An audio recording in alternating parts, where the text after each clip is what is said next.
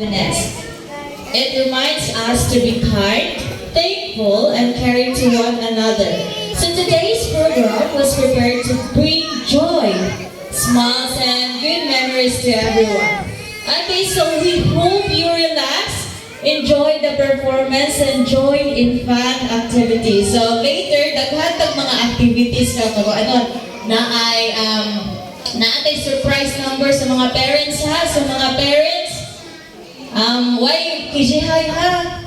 Kung kinsay pabunutan, either mag-dance mo or mag-kanta, basta kung kinsa di mabunutan, why kijihay ha? May para sa ato kaya tanan.